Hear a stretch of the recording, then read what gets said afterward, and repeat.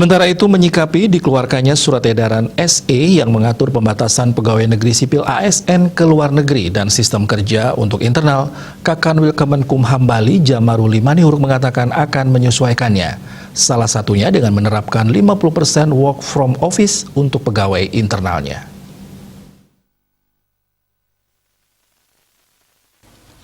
Lebih lanjut diumumkan Bali saat ini disebut level 2 sesuai SE dari Sekretaris Jenderal Kementerian Hukum dan HAM dan mengacu pada instruksi Menteri Dalam Negeri nomor 03 tahun 2022 bahwa Bali masuk PPKM level 2 sehingga Kanwil Kemenkumham Bali menerapkan 50% WFO bagi pegawai dan sudah melanjutkan SE itu ke seluruh UPT di Bali.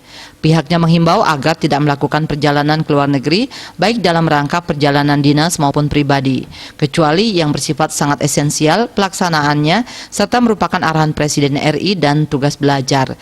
Jika level Bali turun ke level 1, maka WFO akan naik 75%, WFH 25%. Hanya saja secara regulasi, pihaknya tetap akan mengacu pada aturan yang salah satunya pada SE Sekjen Kemenkumham RI.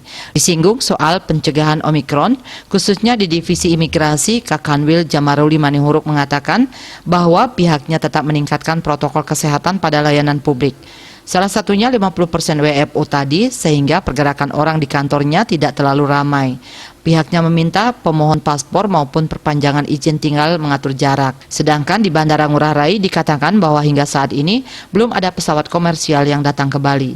Miase Bali Post melaporkan.